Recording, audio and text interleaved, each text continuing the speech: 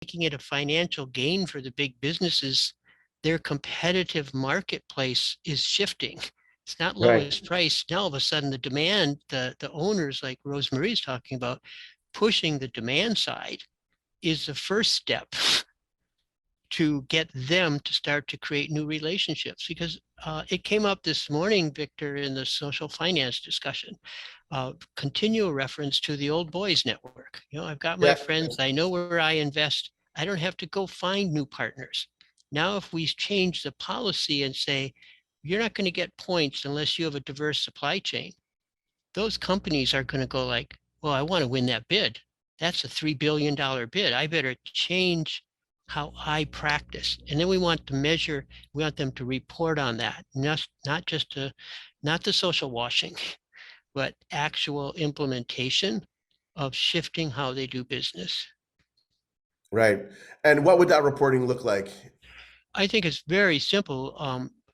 Like what we're doing in the city with the city of Vancouver, we're working on a $2.5 billion hospital community benefit agreement. Every month, they have to report out. If they want to get paid in their invoice, they have to submit a report on who they bought their supplies and goods from, what their hiring practices were, how they engaged with community. So there's tools. It's called it's called you don't get paid unless you perform. Uh, the same way, you don't pay people if they, don't build the bridge, right? It's like, so it's just building it into the contract delivery is one of your requirements is build that, hospital on time, on budget with a social value. And you'll get paid if you do all three of those things. Come in on time, come in on budget, and come in on social value. That has to become part of the measurement of success when we buy things, whether it's a lunch for your meeting and getting the catering from a local Black caterer, or whether it's, who's doing your bookkeeping, or, any number of things in your supply chain. It's, let's open it up. Yeah. And just final question: have you seen any resistance? And obviously, we're not going to name any companies or anything like that, but have you seen any resistance in terms of these new policies and this new framework that companies have to abide by, and they're just basically changing, it up from the way things were done before? Have you seen any? Absolutely, and I'll be careful not to name any names. But I think Stephen probably has better stories than I do about resistance. I know the first time in 2017 when social procurement came up on the federal level, I was on a panel with the Canadian Construction Association. And they just basically said, oh, we just learned about corporate social responsibility. We think that's a nice thing. And I'm like, it's 2017. Come on. Um, this is corporate social responsibility was like 1990s. So the resistance was there, but as we change the value in the bidding, they're starting to figure it out because we've made it a competitive piece for some of them. And when we drive them from their traditional knowledge of this is financial, and all of a sudden they say, well, wait a minute, you mean I can I can have a more diverse workforce, I can have more dedicated workers, I can get more jobs because I have a social value. It is really that kind of how do we use the micro levers to create the macro outcomes. And I think the strategies we're all trying to get into everyday activity are really driving a bigger picture because, as Rosemarie said, this is really about community development.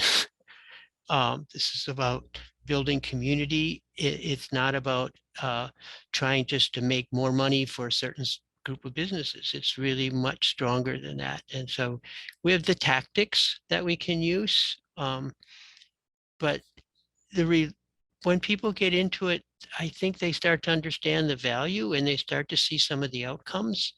And we see a lot of the leadership, like in the construction industry, a lot of those guys started out not where they are now. And they start to think back, someone gave me a break. Why can't I do the same thing? So you look at people like Tim Coldwell, the CEO, president of Chandos Construction, a member of the Mohawk Nation. He didn't know that at 17 when he got hired to shovel dirt. Now he's a leader and he's trying to open it up. So I think we're seeing the shift, but we do have, and it's, the innate, historic racism that you were talking about, Roderick. It's like we're not just changing uh, procurement, we're changing a whole history of colonization, of institutional racism, of individual and societal racism. So if we were just dealing with procurement, I think it would be easy. Yes, absolutely.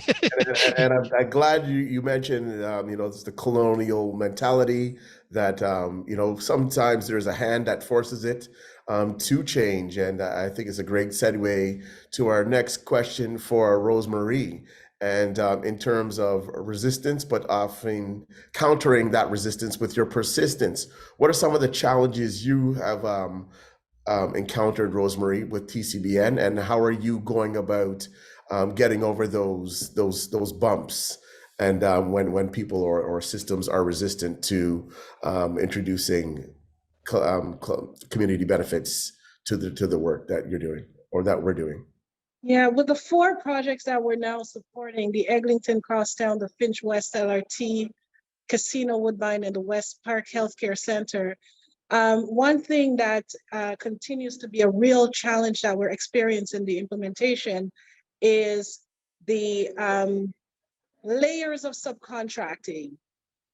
So where the general contractor is able to themselves do the hiring or themselves procure the goods, they have a good track record. They're actually surpassing the 10% target that we had set. Oh, great. But yes, which is great. But you see, with the general contractors, depending on which one they are, the Eglinton Crosstown, they only hired or were responsible for 20% of the project. 80% was in the layers and layers of subcontracting. Similarly, with the other projects, not only there isn't even that 20% buffer, it's 100%. They basically subcontract everything out. And so the pushback that we get as community is that, there is contract law, and that prevents these general contractors from being prescriptive in forcing the hand of those subcontractors to be able to do what they want them to do, because at the end of the day, they can't control how a private business runs their operation. So we've had a real challenge being able to drill down all the way down to the subcontractors, and it's something that we need to work through. The other challenge that we've had is the inherent structures between the unions and the contractors, especially in terms of the procurement or hiring of contractors and workers too. So these subcontractors and they're beholden, or they have a collective agreement with their respective unions. So whether it's if Black and McDonald, for example, I shouldn't call the name of a company, but I'm just giving it as an example. They are contracted to the International Brotherhood of Electrical Workers, and that's where they get their workers from. And so being able to go to the union and this contractor asking for specific type of workers, for example, there is a real challenge there to be able to break through, because they have a collective agreement that speaks to how the recruitment and intake happens and how the dispatch of workers on the job site actually happens. And for example, if we are asking to procure a social enterprise to perform work that a unionized contractor would normally do, and if they're not a unionized social enterprise, And we have examples of that. And I'm just trying not to call names of companies. Yeah. But there's a real challenge in being able to do so. It's they can be ostracized. These small social enterprises or minority-owned contractors, for example, because if they're not a unionized contractor, they most likely are going to be in competition with the contractor that has collective agreements with the different unions. So those are like challenges that we need to work through and to figure out some innovative ways for how we can kind of cut through that. And I can't say that I have any solutions at this point. I think we all have to get around the table and all the right stakeholders and have those kind of conversations and come up with some actual agreements that everyone can work towards.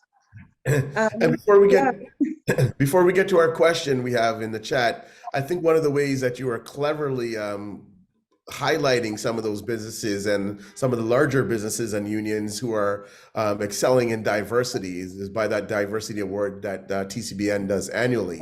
And I think it ultimately sets a precedence for other businesses and unions to follow suit in terms of the leadership that some of the ones that are taking the steps and moving it forward are moving in terms of just setting the trend and setting the pace.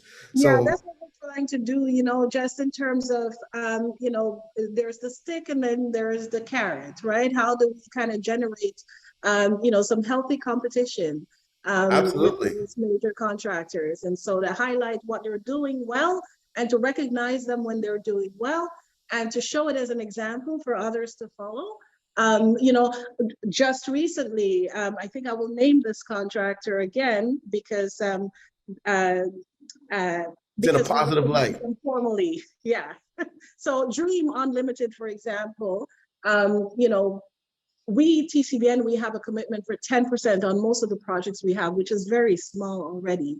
And we've been trying to push to get a higher percentage. Like we want to go up to, the full reflection of the diversity of our city of Toronto, 50% or more being racialized. I mean, that's the ideal where we want to get to say that we're going to settle for 10% year over year when 10% was 9 years ago when we started with the Eglinton Crosstown. It's not realistic. But Dream came out and said, you know what? From our own initiative, we're going to go for 20%. We're going to go for 20% procurement, 20% hiring on our projects going forward. And they were never required by any government to do that. But I think they saw it as a competitive advantage. And that's why they took that commitment. And now, how do we roll up our sleeves as community and stakeholders in all of this and help to support them to achieve those goals? I think that's next level. All right. Thank you very much for that. And a quick question from the chat. So do unions have incentive/leverage points? And are we, equity deserving groups, at critical mass in any union yet? Yeah, I don't see it yet. With the these, so we have 12 of the largest construction unions who are members of the TCBN, and they are committed to creating change internally within their structures. So, we have the IBEW, International Brotherhood of Electrical Workers, Operating Engineers, Carpenters Union, LIUNA, 506, 183, etc. Sheet metal workers, Local 30, 12 of them anyways. And so the first year for the Eglinton Crosstown on our our Building Diversity Awards, we recognized LIUNA 506 because they actually achieved a 12% outcome on the Eglinton Crosstown project. So that was good. And we looked at what were the systems that they did in order to do that. However, equity diversity is not just the Black community, right? So it's women and Indigenous and newcomers and such. So what percentage of these were Black, workers? I'm not fully sure. I can't actually give you those numbers, but they're doing a good job and they're going to keep doing better. And I know the Carpenters Union, they're one of, we recognized them last year for the Building Diversity Awards. And that's because in the middle of the pandemic, working with the TCBN alone, they worked with many other organizations and had similar outcomes, but they hired 250 people from TCBN alone. And most of those, I would say more than like maybe 80% were Black youth and Black, men and women who got an opportunity to register with the Carpenters Union. And the reason that they've been able to do so is because they actually have, there is leadership from the top, and they've also designated a director of equity, diversity, and inclusion in their union, and that's also unprecedented. So there's change afoot. And this person is a Black person. You may know him, Chris Campbell, and he's also the chair of the Toronto Community Benefits Network. There's change kind of percolating, at the bottom. We need to kind of turn up the heat and let it boil. Absolutely, 100%. And we're glad that you're in the kitchen turning up that heat, Rosemary. Again, thank you very much. Okay, we're going to go back to Narissa. Narissa, how do you think the stakeholders in the social procurement ecosystem can create a greater sense of belonging for all Canadians? I think it's looking beyond just ticking off boxes, and we've seen for so many years, and I think David spoke to this, is corporations are being forced to look internally at their systems and their processes, because now it's not good enough for you to just tick your box. You have to meet certain quota in order to even be eligible for applying for tenders.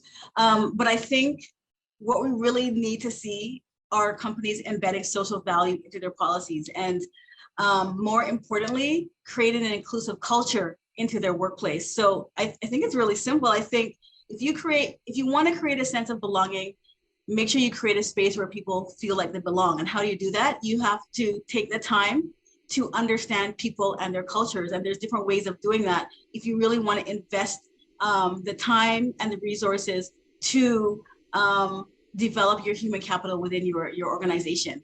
And I think that there are wonderful organizations that do great jobs of doing that type of training. We've got BiSocial Canada. They offer social procurement professional certification, and that is helping the businesses and corporations to create social value within the culture of their organization. And then you've got organizations like Setsi, and they have one called the Art of Invitation, and that helps to establish culturally responsible approaches for building meaningful relationships with Black people.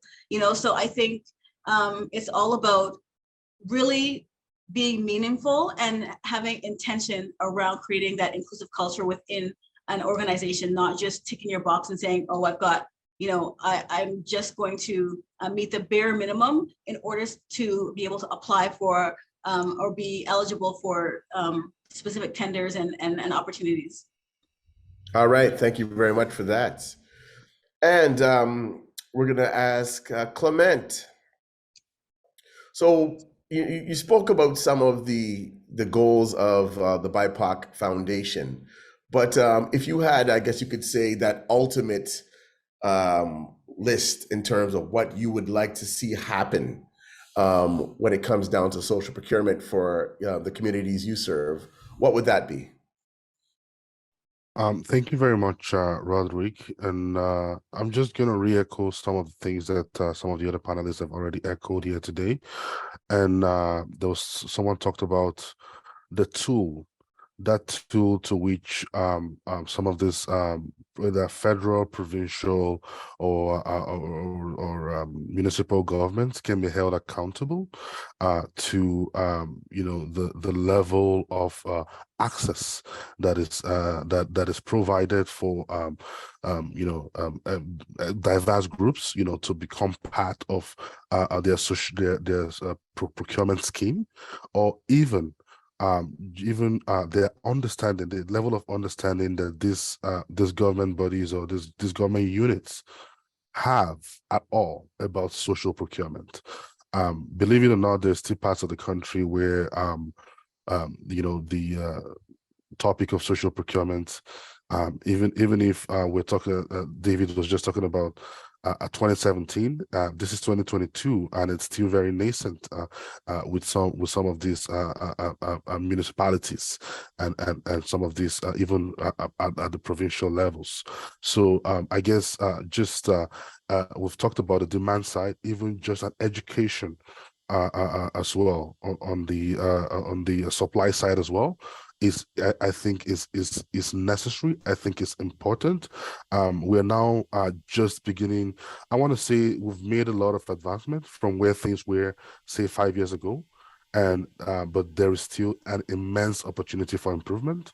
And this is what I would like to see: municipal governments, provincial governments, actively chasing and actively wanting and actively creating an environment where that level playing field can be achieved, and doing all that is possible beyond policies, beyond ticking a box, right?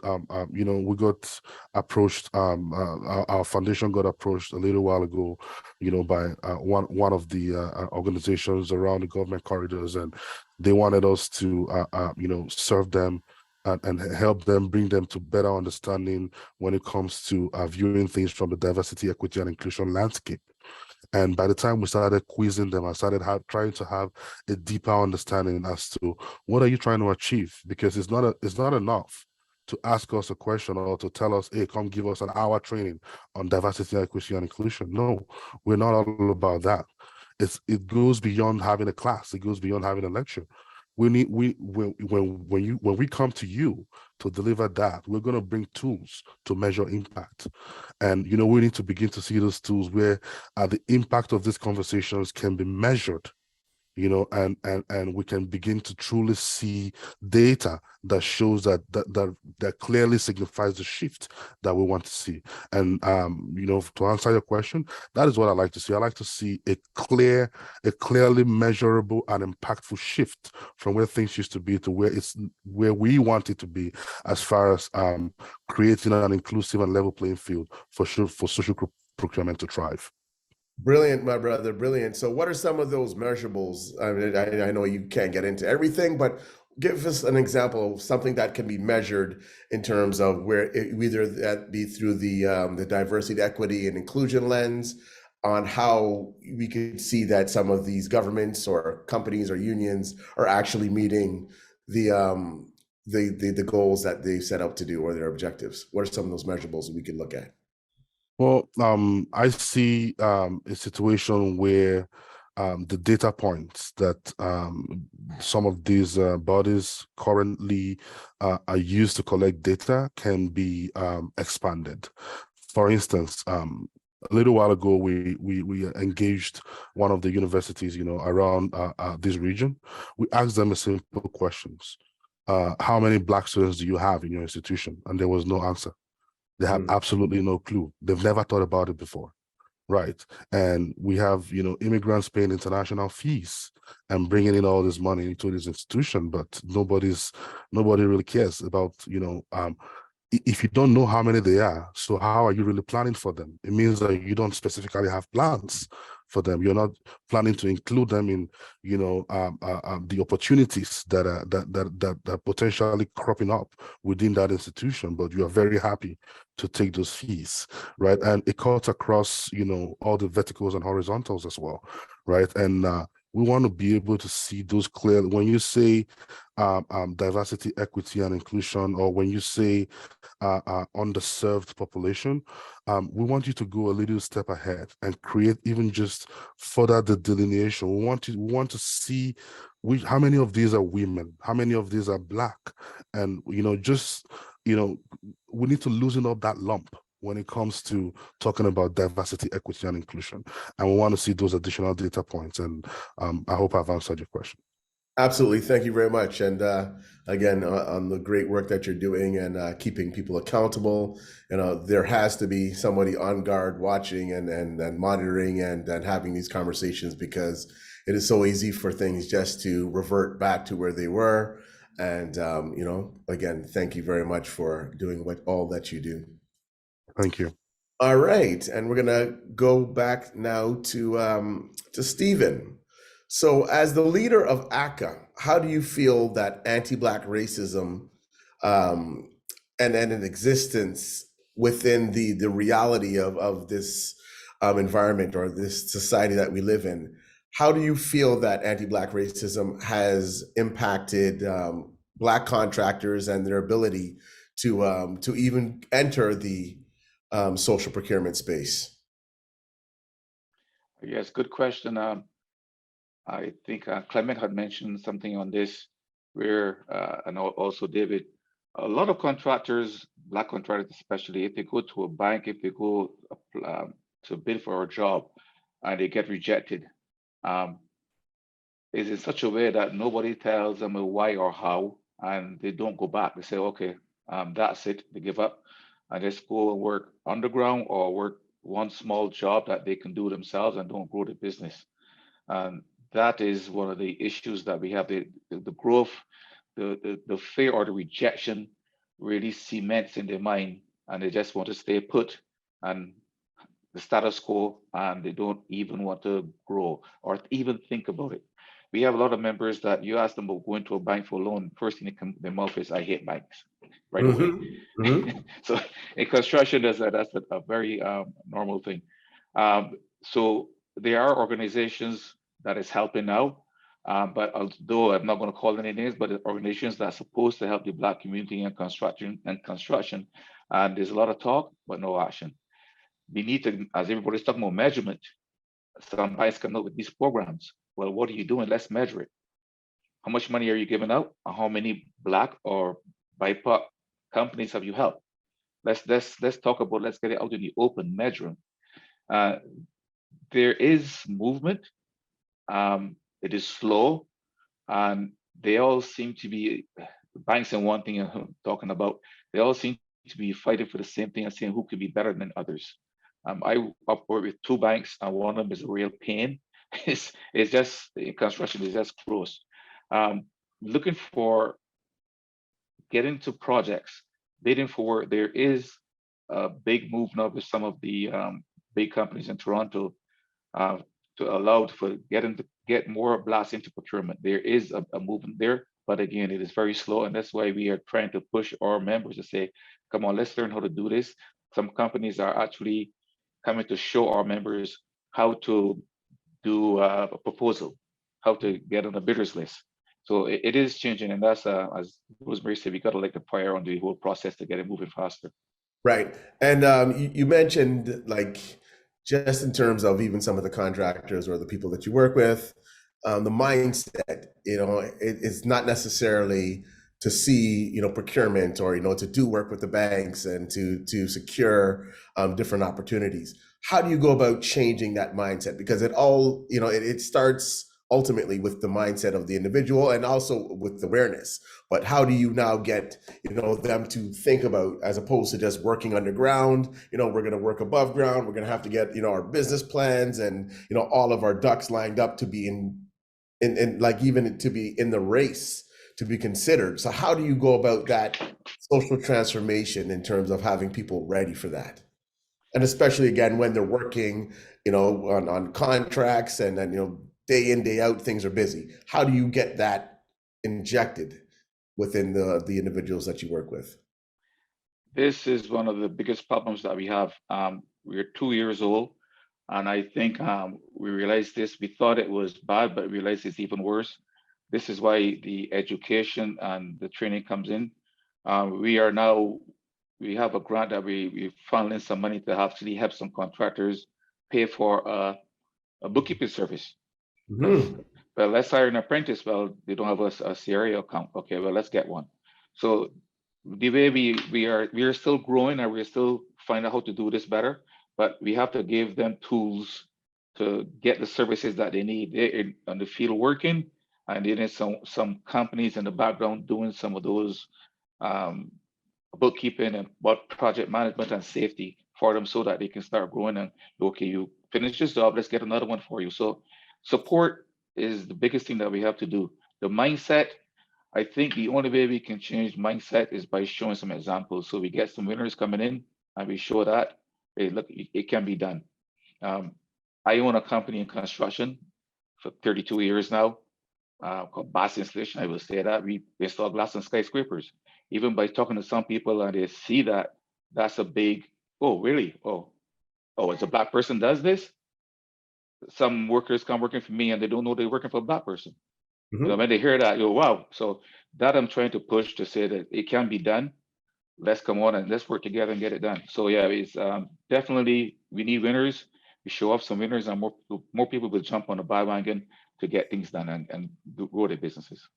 Right, and I like the way that you spoke about just in terms of the innovation, and in the sense of some of the supports that you're providing for these contractors that you're working with, like bookkeeping, and we, as we all know, bookkeeping is an essential, critical part of any business. But sometimes when you're on the ground, when you're making sure that your employees are doing what they've got to do, bookkeeping may take a backseat to getting everything done, and having like that collective, I guess, bookkeeping service, if that's what I'm understanding is correct, will obviously support and enable them to make sure that their finances and their accounts are all in order. Because without that, obviously, social procurement or procurement in any regard is going to be very, very difficult. So again, kudos to you, my brother, in terms of seeing it forward and having those processes in place that will enable businesses inevitably and invariably to be able to move forward, because the foundation of what they'll need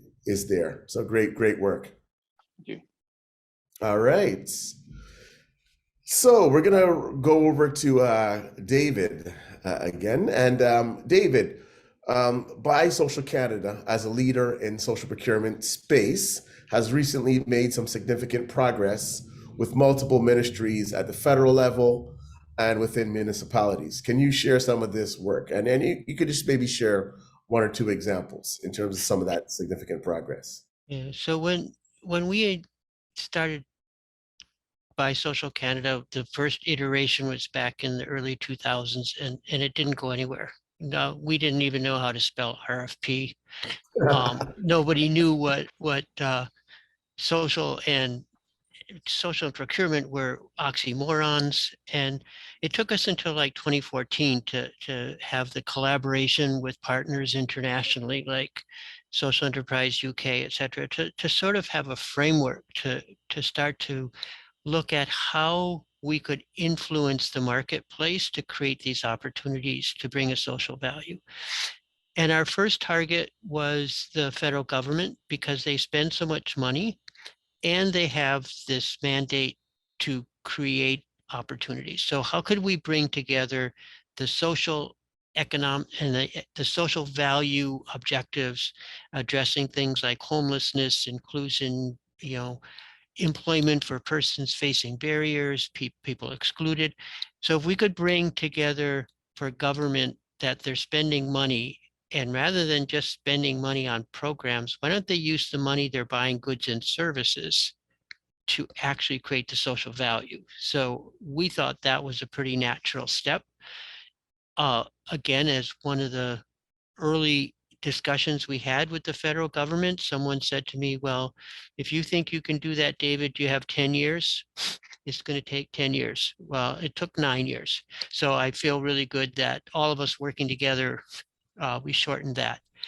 And I think now their challenge, as we're all talking about, is implementation. On the municipal level, it's quite fascinating. We're working, with communities coast to coast. I mean, I was just in St. John's, Newfoundland. We were talking to the Newfoundland Labrador government just a couple of weeks ago. We've been working with the British Columbia government. Municipalities, everything from Victoria to tiny municipalities across British Columbia, working together. Edmonton, Calgary, surprisingly, one of the leaders. I mean, if you go to the Calgary website and look up benefit-driven procurement, Wood Buffalo, the oil sands, go to their website and type in social procurement. They're trying to figure out how do we include Indigenous suppliers, because that's their big social inclusion challenge. And Toronto and Winnipeg, Peterborough, I think the municipalities are really getting involved because they're the ones really close to the issues. I mean, they're the ones trying to deal with homelessness every day. They're the ones trying to deal with, bringing equity to their community. So they're getting it, but it's really, again, it's like we've got to move from the policy. We look at like Winnipeg, and it's amazing because most of these movements that are happening on the municipal level are coming from community. They didn't come from us. They didn't come from the mayor. They didn't come from city council. It's like Rosemary said, they came from community going and saying, how are you spending our money? You're glad to take our money in taxes, but we want to know, how are you investing our taxes back into community? So when community, like in Winnipeg, the Construction Association, working with the Chamber of Commerce, working with the social enterprise sector, working with the North End businesses, all saying, come on, spend your money to build community. That to me is driving it. I mean, because governments aren't going to initiate this. It's going to be community demanding that the money that is spent has not just an economic value, but actually is reinvested in building community. All right. Thank you very much for that, David. And again, for all the work that you're doing and in education, and also not just speaking about it, but demanding it. It is very commendable. Thank you. We're going to go back to Clement. And then Clement, you've obviously shared quite a bit this evening in terms of the work that you're doing in Alberta. And how do you counter some of the resistance in forms of racism and access to equitable opportunity in the work that you do? What are your tactics in terms of countering that? Thank you very much, Roderick. We live in Alberta, and I guess just first and foremost, understanding that these are some of the things that you must face, right? And having that awareness and equipping yourself with subtle ways, of letting people understand what is not the right way to do certain things, right? Is what has really helped me personally, right? In catering to some of these challenges. And what do I mean by that? For instance, I'm also the here in Lethbridge, that we have a local organization that I'm vice president for. We have an Afro-Canadian organization, and what we do in that organization is we begin to equip our people with the knowledge of the kind of things that they can see that pass as subtle discrimination or subtle racism, and how they can potentially overcome, or how they can the kind of questions that they can ask to put those people in a situation where they realize that what the comments that they have made, the subtle comment that they have made, is not appropriate. And we're also doing that at the foundation as well, just because I guess as we continue to grow, what we want to see is a world where these things are no longer conversations that we have to have, because everybody will come to a place of neutrality, everybody will come to a place of understanding, but it might be a long way yet before we get there. So just continuously letting our people know what those challenges that they can face and are, and how they can go about tackling them, and how they can, just with a simple kind response, change a bad situation into a good one. Can create that pathway where people can begin to come to the understanding that even if we are in 2022, and that subtle racism and subtle discrimination should be a thing of the past. All right. Thank you very much, my brother. And as we all know that, it's one of the positions that we have to take of obviously in terms of leadership and of being a people of color, in the sense that we have to have empathy. And even though we may be subjected to some of the inappropriate behaviors such as racism or discrimination, we also have to educate moving on. And so it's almost a two-tiered role that we have to take on. And again, it's not easy, but we commend you for that work that you're doing. Thank you. Okay, and we're going to go back to Rosemary. So, Rosemary, you recently finished your strategic planning process with our colleague and a remarkable colleague, Joe Mahivik. And are there any new important pillars in terms of the work that you're doing that we can expect? Well, yes, thanks for mentioning that. We had a great 5 years. We did see lots of good movements and changes at all levels of government. We're having national impact, and we're realizing that there's a lot more opportunities that we've been leaving out in the private sector. So one of the big changes that we are going to be doing going forward is looking at how can we look at developing community benefits agreements with private development. We're already seeing a lot of investment that's starting to happen in housing and social housing. And for us, it'd be great to see how we can work with our young people, people from our communities to build their own housing. So we're getting ourselves involved there as well. So I think that's the main change. One thing that didn't change though is we decided to keep the Toronto in our name. Okay, that's going to remain the same. And that was an intentional and a strategic decision. Okay. Because there's so much happening in Toronto right now, massive spending for all sorts of infrastructure and private development. We have the Golden Mile redevelopment that is happening with over 32,000 housing units being proposed. We have Downsview lands that is being developed, and over the next 30 years, we're going to see a lot of activity. Similarly, just thousands and tens of thousands of housing to be built. And so, yes, we want to make sure that we have the capacity to be able to take on these projects. But for any organizations or groups or communities anywhere across Canada who wants to collaborate on community benefits, we share everything. So knowledge transfer is really important so that we can really build that movement. All right, so it's not Vegas. It's not that everything happens in Vegas stays in Vegas. It's Toronto, and we know we're sharing and reverberating all the best practices and critical information to all of our partners and our allies across the country, and even beyond. All right, thank you very much for that, Rosemary. Narissa, so some final questions here we have for our panelists. In terms of your priorities and emerging projects, what would you like to amplify?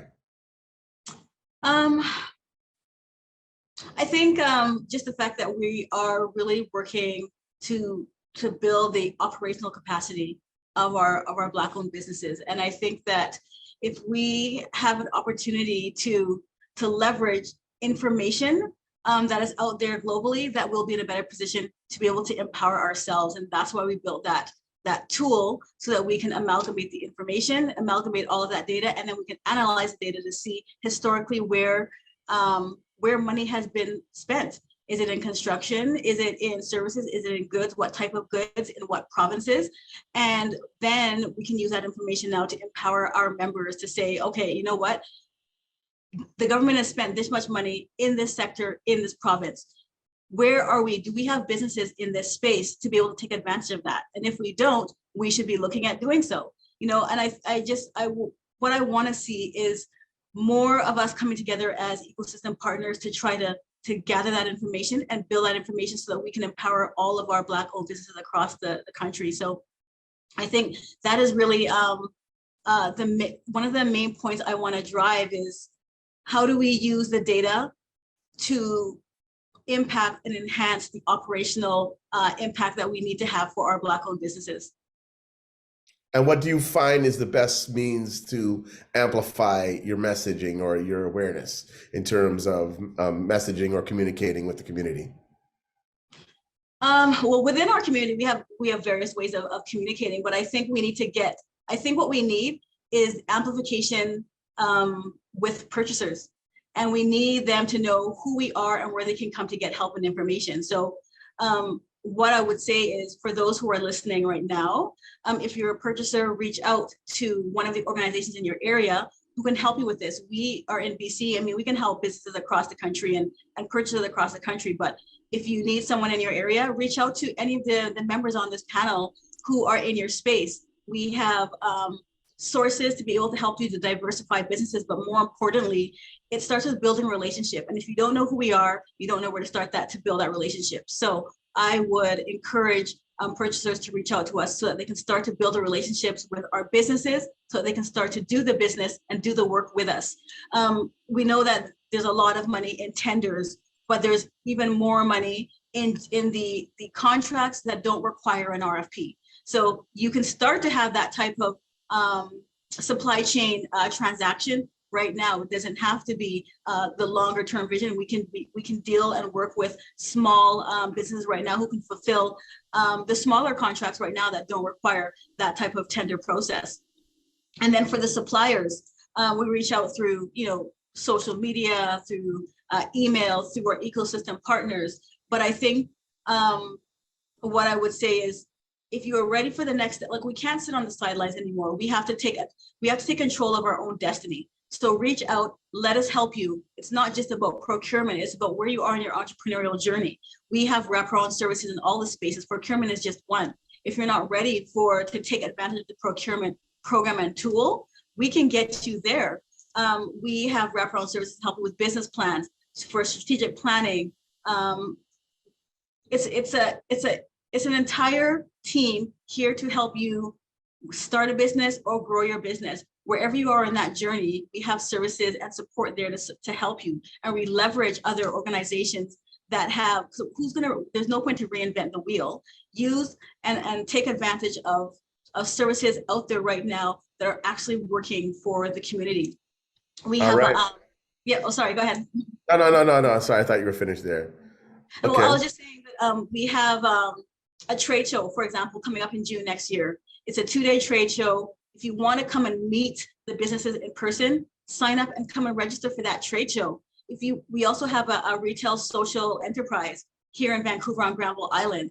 We're showcasing over 17 Black-owned businesses right now are selling their product from that retail location. We've got 20 more who are on waiting list to get their products in us. If you want to see things in person, come out and see things in person. But you have to start with the relationship building, and you have to start to get to know us and our members.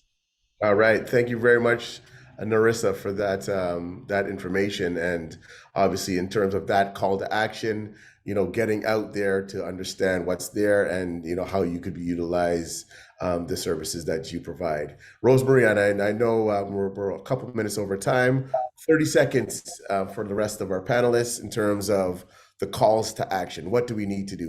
What's that call to action that you can leave us with?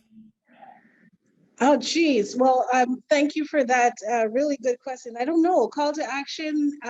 We need to come together as a Black community and really, look at how collectively we can advocate at all levels of government to make sure that this is happening, and, continue to do the good work that you're doing in our local communities to help develop capacity to be able to take on the opportunities when they do come, because that's the worst thing for community benefits, is when we get out there saying we want this and they open up the opportunities, and then we can't even deliver because we don't have what it takes to step to the plate. So that would be my call to action. Thanks. And I do have to run because I'm here at this event with the different counselors and trustees, all Black potential and now politicians who have won their seats, and I just want to go and give them one last congratulations. All right, thank you very much, Rosemary Powell, for all the work that you do, and I'm sure we'll be in contact soon. But we commend you as a community for being on the front line and putting us in positions of. Thank you. Power. Lethbridge next. Clement, reach out. Okay. All right. So we're going to go to Steve in 30 seconds in terms of call to action for Black contractors. My call to action, I think we all have to work together. The Black community, some of it is segregated in the sense that they're fighting for through different lens. We all have to start coming together to go after the same thing. Let's all get capacity building. Let's all share information so we can move on. That's it. All right. Thank you. Clement, your 30 seconds in terms of call to action. Well, first, I would just thank the leadership of Victor Bosele and the entire Setsi team for putting together such an amazing event where we can actually discuss topical issues like this as it affects our community.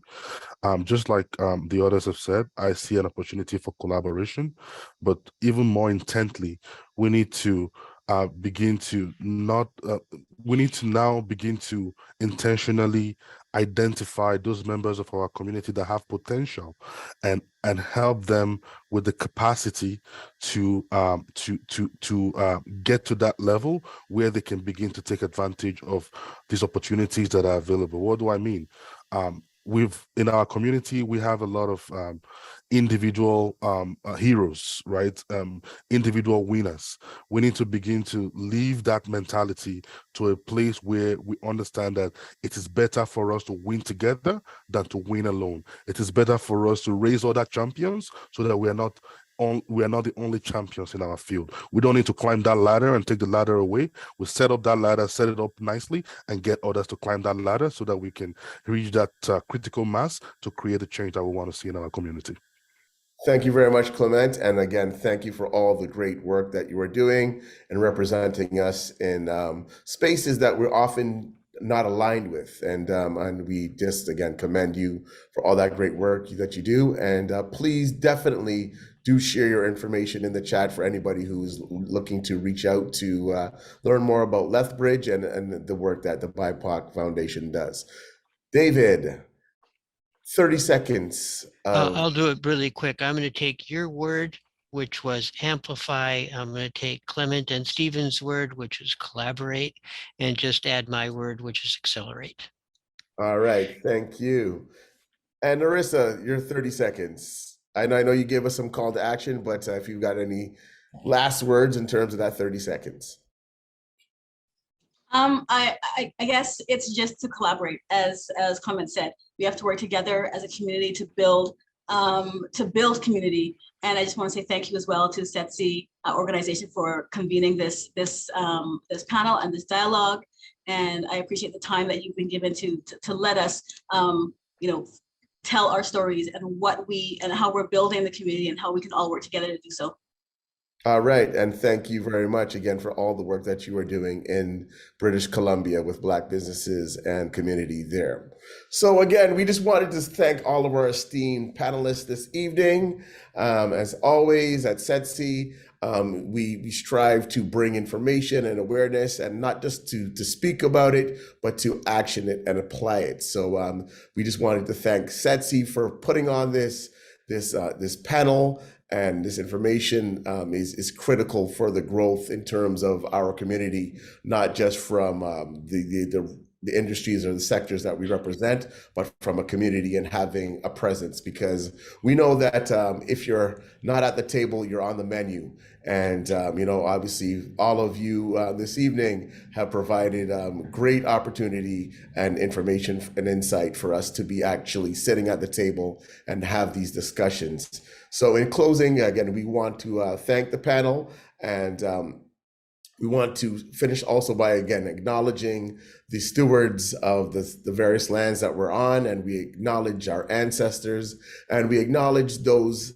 who toiled without the compassion or the compensation and the many forms of discrimination and racism that they faced. And we acknowledge them, we thank them, and we acknowledge all of the elders that the community and the stalwarts that we have within our context, and whose shoulders we stand on as we build, share, and learn together for our collective liberation and sovereignty. So on that note, we are saying good night, and we wanted to say thank you to all of our guests this evening who shared this evening with us on the Zoom. Thank you very much for your questions. And as we always say, just don't let it stay in this room. Spread it on the mountain, let it reverberate over the hill and everywhere. So thank you very much. Stay safe. And again, thank you very much to our sponsor, Setsi, for putting this amazing panel on. Good evening then. Take care.